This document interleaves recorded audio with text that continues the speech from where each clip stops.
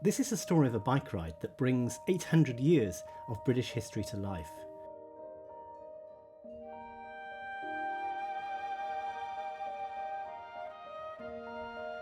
The route is from Jack Thurston's Lost Lane South book, exploring what was once called the Fifth Continent, mysterious Romney Marsh in Kent and Sussex. My journey begins at Britain's most spectacular railway station, St Pancras in London. St Pancras is a monument to Victorian confidence and to the Midland Railway's desire to upstage the neighbouring King's Cross station.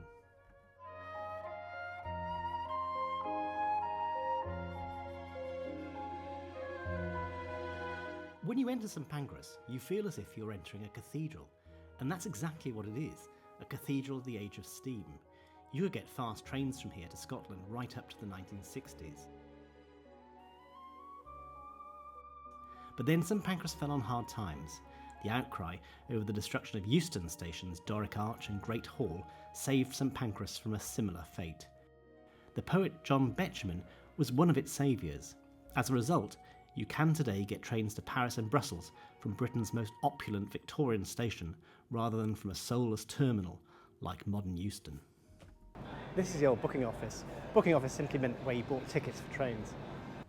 Today, that spectacular booking office has been transformed into a bar at the new St Pancras Renaissance Hotel. St Pancras was, in a very real sense, built on beer. The pillars supporting the tracks, seen here when the station was being built, were spaced to allow beer barrels from Burton-on-Trent to fit between them. You can see those pillars today as you rush to catch your Eurostar to Paris. St Pancras Old Churchyard is a very tranquil place. That is, if you ignore the sound from the cars going by and the occasional squeal of trains coming in and out of St Pancras. But in the 1860s, it was the scene of a rather macabre process. The graveyard was actually in the way of the trains, or the route of the trains. So someone who was then unknown but later became very famous, Thomas Hardy, was engaged in overseeing the respectful transfer of bodies and coffins from the graveyard to reburial out of the way of the trains. Now, Thomas Hardy never forgot his experience here in the 1860s, and in 1882 he wrote a poem called The Level Churchyard, recalling his experience. We late lamented resting here are mixed to human jam, and each to each exclaims in fear, I know not which I am. Where we are huddled none can trace, and if our names remain, they pave some path or porch or place where we have never lain. Unusually for a bike ride, the first stage was at 130 miles an hour. Well, it wasn't a train, a high-speed train from St Pancras to Ashford in Kent.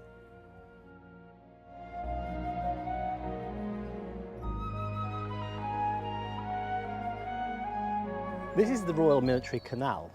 The canal makes it sound like something you'd want to use to transport goods, but it was actually built as a defensive barrier against Napoleon, a second line of defence should Napoleonic forces have landed on the English coast, and this would have been in their way. I'm heading across Romney Marsh to Snargate. 200 years ago, Richard Barham was the vicar at the village church. He famously declared the world was divided into 5 continents: Europe, Asia, Africa, America, and Romney Marsh. Just opposite Barham's old church is the traditional Red Lion pub, almost 500 years old. Its legendary landlady, the late Doris Jemison, moved to Snargate during the war, and I could picture Spitfire pilots downing a pint here during the Battle of Britain. Electricity only came to the Red Lion in the 1970s, and to this day it is lit by a single bulb in each room. Cheers.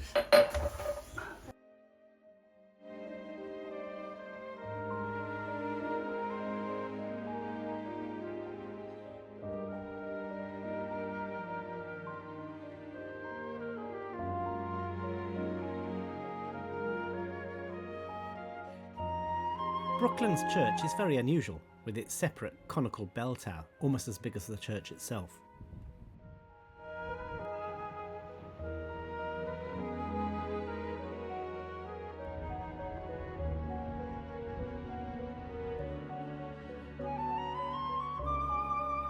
I'm glad I've got a gravel bike.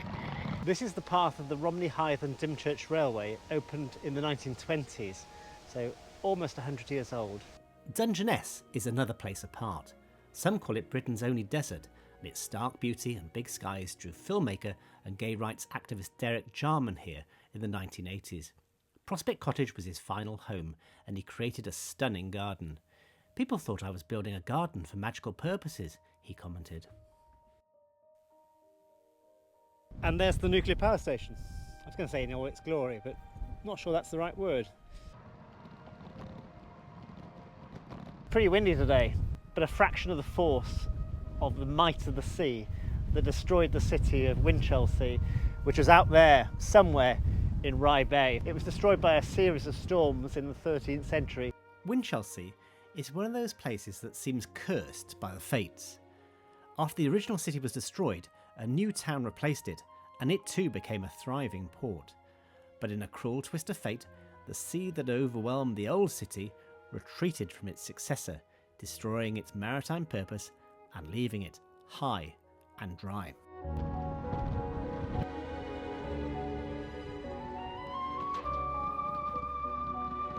I first learnt about Rye and Romney Marsh 50 years ago from a children's adventure book. The author was Malcolm Saville. A few people have heard of him today, but he was a more sophisticated version of Enid Blyton. I loved the way he set his books in real places, such as Shropshire, Dartmoor and Rye. I'm staying at the St Pancras Hotel, which was the inspiration for the Gay Dolphin Hotel in Malcolm Saville's stories based in Rye.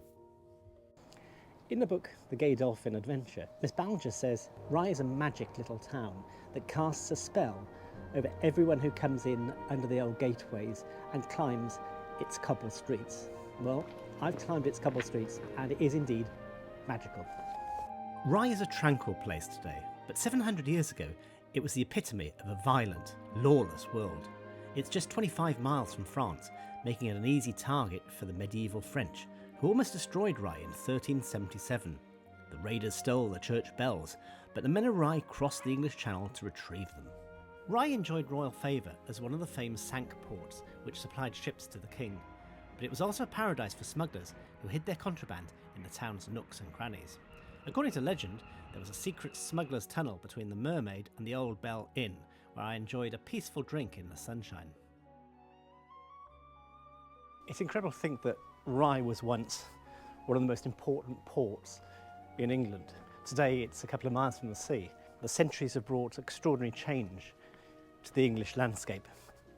And so I return to the St Pancras, a chance to look out on what was once the sea.